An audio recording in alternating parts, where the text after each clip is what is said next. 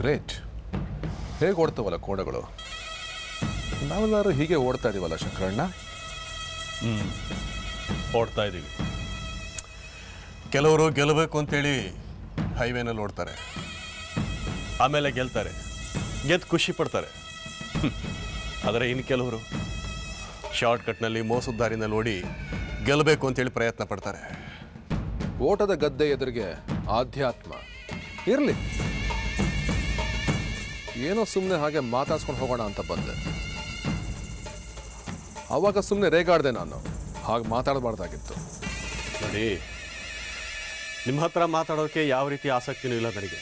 ಯಾಕೆಂದರೆ ನಿಮ್ಮ ಬಾಯಿಂದ ಬರೋ ಯಾವ ಶಬ್ದನೂ ಸತ್ಯ ಆಗಿರೋದಿಲ್ಲ ಅನ್ನೋದು ತುಂಬ ಚೆನ್ನಾಗಿ ಗೊತ್ತಿದೆ ನನಗೆ. ಛೇ, ಈ ಪಟೇಲ ಹೀಗೆ ಇರ್ತಾನೆ ಅಂತ ಯಾಕೆ ಹಣೆಪಟ್ಟಿ ಕಟ್ತೀರಾ ನೀವು? ಯಾಕೆ ಅಂದರೆ ನಿಮ್ಮ ಯೋಗ್ಯತೆ ಏನು ಅಂತ ತುಂಬ ಚೆನ್ನಾಗಿ ಗೊತ್ತಿದೆ ನನಗೆ, ಅದಕ್ಕೆ. ಅಯ್ಯಯ್ಯೋ, ಏನಪ್ಪ ಇದು? ಫೈನಲ್ಗೆ ನಮ್ಮಿಬ್ಬರು ಕೋಣನೆ ಬಂದಿದ್ಯಂತೆ. ಈಗ ತಾನೇ ಅನೌನ್ಸ್ ಆಯಿತು, ಕೇಳಿರ್ಬೇಕಲ್ಲ. ಅದಕ್ಕೆ ಖುಷಿಯಾಗಿ ಮಾತಾಡ್ಸ್ಕೊಂಡು ಹೋಗೋಣ ಅಂತ ಬಂದರೆ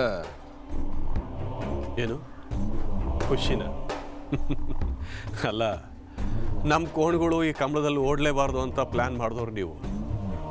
ಈಗ ನೋಡಿದ್ರೆ ಹೀಗೆ ಮಾತಾಡ್ತಾ ಇದ್ದೀರಾ? ಖುಷಿನೇ. ನಾವು ಅಂದ್ಕೊಂಡಂಗೆ ಎಲ್ಲ ಆಯಿತು ಅಂದರೆ ಖುಷಿನೇ. ಯಾರು ಖುಷಿ ಯಾರು ಹಣೆ ಬರ್ದಿದ್ದಾನೋ ಏನೋ ಭಗವಂತ. ಇಲ್ಲಿ ಓಡ್ತಾ ಇರೋ ಕೋಣಕ್ಕೂ ತಾನು ಯಾಕೆ ಓಡ್ತಾ ಇದ್ದೀನಿ, ಸುತ್ತಮುತ್ತ ಏನು ಆಗ್ತಾ ಇದೆ ಅಂತ ಕೂಡ ಗೊತ್ತಿರಲ್ಲ ಅಲ್ವಾ?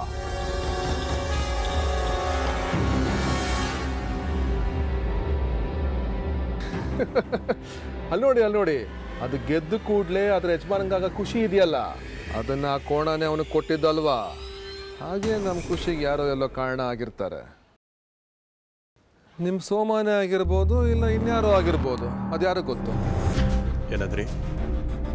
ಸೋಮನ? ಏನು ಹಾಗಂದ್ರೆ? ಏನಿಲ್ಲಪ್ಪ, ಸುಮ್ಮನೆ ಹೇಗೋ ಅಪ್ಪಿತಪ್ಪಿ ಬಾಯಲ್ಲಿ ಬಂತು, ಮಾತಿಗಂದೆ ಅಂದ್ರೆ ಏನರ್ಥ? ಇಲ್ಲಪ್ಪ, ನಾನೇನು ಮಾಡೇ ಇಲ್ಲ. ಇಲ್ಲ, ಈ ಪಟೇಲ ಏನೋ ಮಾಡಿದ್ದಾನೆ, ಅದಕ್ಕೆ ಇಲ್ಲಿ ಬಂದು ನಿಂತ್ಕೊಂಡು ನಾಟಕ ಮಾಡ್ತಾ ಇದ್ದಾನೆ.